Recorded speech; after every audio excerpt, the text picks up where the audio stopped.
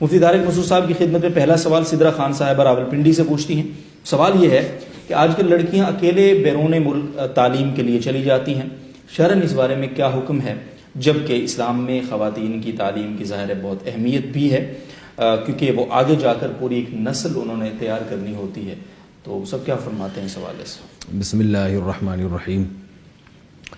صحیح حدیث ہے، رسول اللہ صلی اللہ علیہ وسلم نے ارشاد فرمایا کہ کسی عورت کے لیے جو اللہ اور آخرت کے دن پر ایمان رکھتی ہو اس کے لیے جائز نہیں ہے کہ وہ 3 دن اور 3 راتوں کا سفر کرے مگر محرم کے ساتھ. تو جو مسافت ہے یعنی لمبا سفر کرنا وہ عورت کے لیے محرم کے بغیر جائز نہیں ہے. لیکن اس کی جو حکمت ہے وہ ہے فتنہ.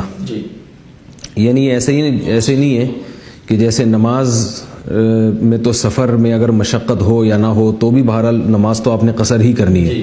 تو یہاں جو سفر میں عورت کو بغیر محرم کے سفر کی اجازت نہیں دی گئی، اس کا مدار مشقت پہ یعنی سفر پہ نہیں ہے بلکہ مدار ہے فتنے پر، چونکہ فتنہ کا اندیشہ ہوتا ہے اس لیے آپ صلی اللہ علیہ وسلم نے منع فرمایا.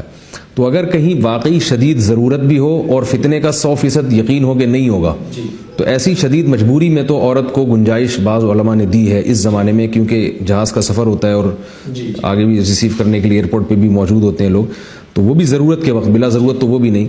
تو ایسی شدید مجبوری میں تو گنجائش ہے جانے کی، لیکن جہاں سخت مجبوری نہیں ہے تو وہاں محرم کے بغیر سفر جائز نہیں ہوگا. یہ جو انہوں نے بات کی ہے تعلیم کی، یہاں مسئلہ سفر کا نہیں ہے، سفر کے بعد کسی اجنبی ملک میں بغیر محرم کے رہنا.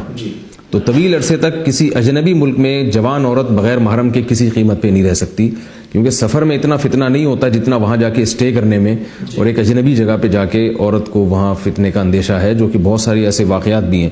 لوگ ایسے موقع پر یہ دلیل دیتے ہیں کہ فلاں گئی تھی اس کو تو کوئی فتنہ نہیں ہوا، فلاں تو پورا پڑھ کے آ گئی، کالج یونیورسٹی سے نکل کے آ گئی، امریکہ میں اکیلی رہی ہے، پورے ملک میں کوئی جاننے والا نہیں تھا. اور بھائی فتنے کا مطلب یہ نہیں ہوتا کہ جو بھی جائے گا اس کو فتنہ ہوگا.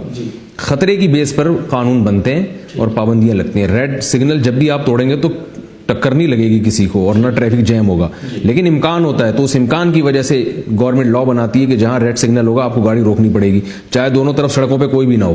تو اسلام نے بھی امکان کی بیسس پر بھی بہت سارے قوانین بنائے ہیں کہ آپ کو فتنہ نہیں ہو رہا لیکن کسی اور کو ہو سکتا ہے. تو اس لیے خواتین اپنے ملک میں رہ کے ایجوکیشن حاصل کریں، اور اگر کسی دوسرے کنٹری میں جاتی ہیں تو وہاں ان کا کوئی محرم ہونا ضروری ہے.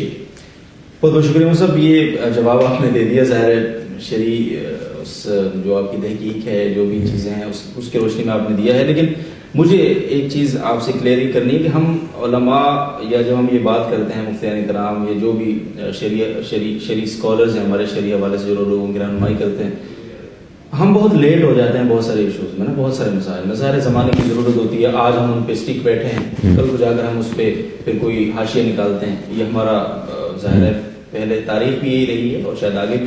اب یہ جو مسئلہ ہے باہر بچیوں کو تعلیم کے لیے بھیجنا، ایک طرف ہمیں شدید ضرورت ہے اس بات کی کہ خواتین میں کوئی ماہر لیڈی ڈاکٹر چاہیے ہم کو، تاکہ بے پردگی کا جو ایک کلچر ہے ہسپتالوں میں وہ ختم ہو.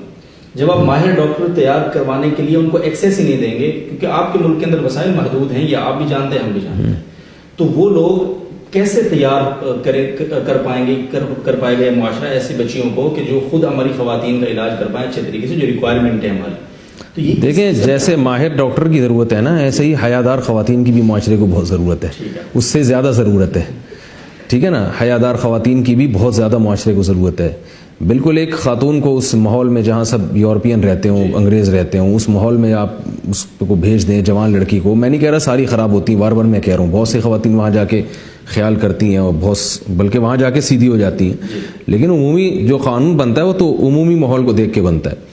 تو نائٹ ڈیوٹی میں بھی وہ مردوں کے ساتھ اکیلی ہیں اور بالکل ایک کوئی پرسان حال نہیں ہے. آپ آج بھی دیکھیں شریف خاندانوں میں کیا رواج ہے، کالج چھوڑنے کے لیے والد جاتے ہیں یا بھائی جاتے ہیں، کالج سے لے کے بھی والد آتے ہیں، حالانکہ یہاں اتنا اندیشہ نہیں ہوتا.